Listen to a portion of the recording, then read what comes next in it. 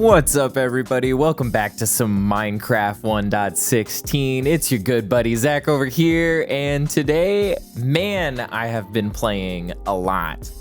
Not as much as I would have liked, though, but enough that I have made some major improvements on the base. Starting with the portal room here, as you can see, we've got chains, and I've added a bunch of slabs and stairs just to sort of round out the environment. It was looking a little bit too blocky.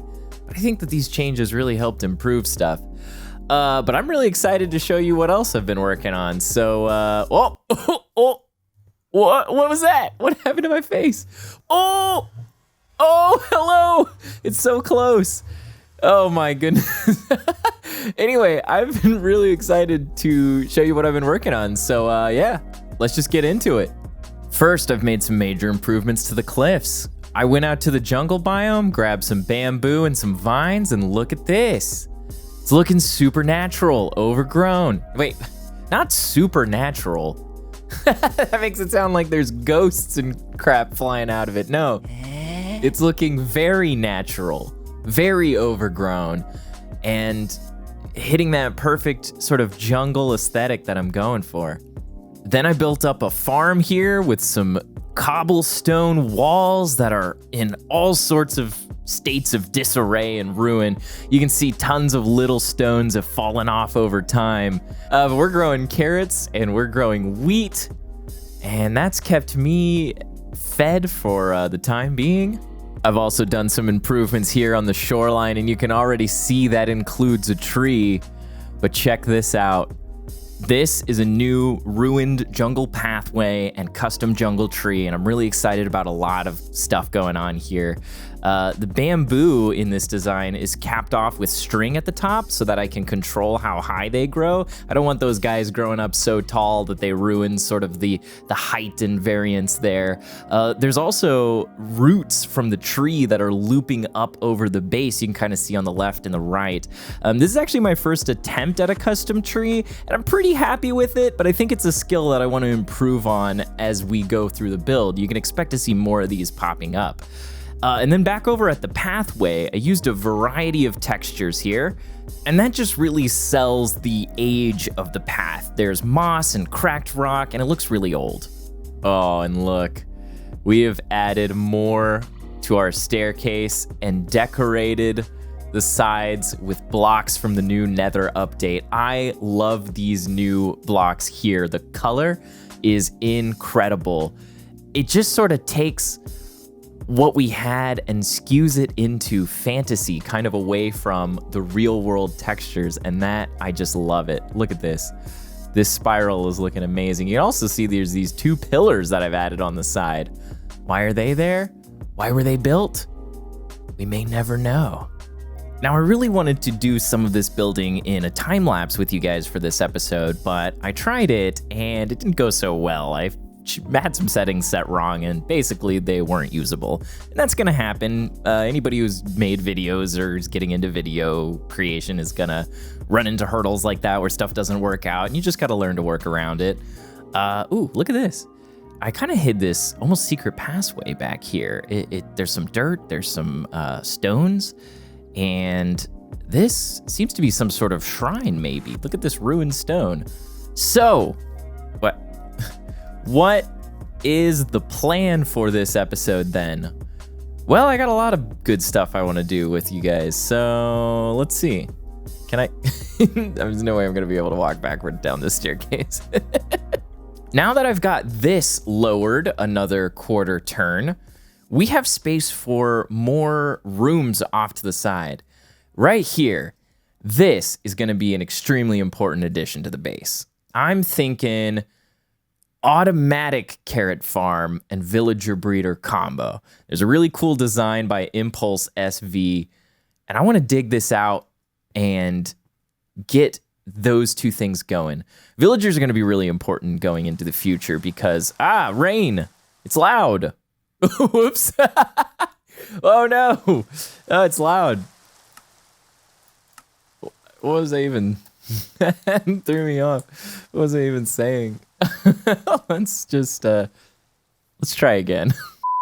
I'm thinking villagers are going to be really, really important going into the future because they are a great way to get enchantments and all sorts of other awesome items. And having a proper villager trading system would be really beneficial for me. So I think that's the plan. I guess step one is to hollow this out with enough space for a breeder. And yeah, I guess that's what we do next, right? Ooh, melon.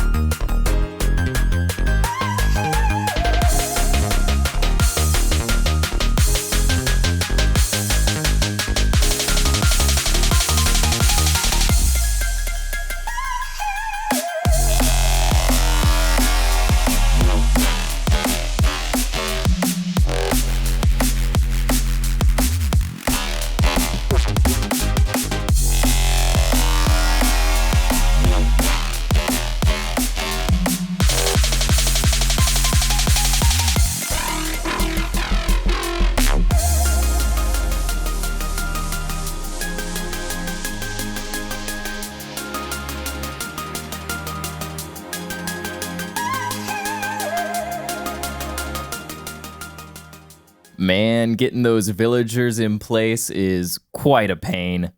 Thanks to Enderbrine for helping get villagers from a nearby village shipped over here. I couldn't quite get them to sleep in the beds, and so I left them for a while, hoping that they would just, settle in eventually. And then they both were killed by zombies, so I had to put a glass cage around them. But now that they are secure and never going to be killed again, I'm feeling pretty good about this. I really like this warped stem block. The fact that it's kind of moving and there's like light rippling across it makes it look like it has some sort of ancient technology contained within inside. And I think that inspiration is going to guide future elements of this build. So this front area has that same ruined temple vibe with the little patches of dirt busting through. I think I need to move those. In fact, I might want to put a little platform here. Ooh. But anyway, the further back you get, the more solid the build gets, right? Like this part has all this dirt because it's closer to the entrance where we unearthed it as we dug our archaeological site out here. So we got our guy in here. Oh, he's hanging out looking at his buds, and he's picking these carrots and constantly filling up his inventory. And now you can see this is the improvement here. He's going to throw those carrots that he gets to these two lovebirds who are going to be, making babies for me right in here. Oh, I almost forgot. You probably saw a little bit of this, but there's a granite cave here. I just kind of like this. It's fun. It's not something I see very often. Different textures of the granite, some polished variants in there. And it's sort of like a vein that might exist in this region. In fact, you can see that as we stripped away some of the walls in both these areas, there's a little bit of granite hiding behind a lot of the stone. So I like to imagine this is a huge granite vein that just flows through the landscape here. So now that this is done and looking good, I think we can go on to the next step, which is going to be a full-on villager trading hall. And it's going to require a lot of sticky pistons. And I don't have any slime. So I think I'm going to have to build up a slime farm before I get that going. Fortunately for me, there is a slime chunk just beyond the walls of this chamber. But that is going to have to wait for next episode because I am just about out of time here. Thanks for watching, everyone, and I'll see you in the next one.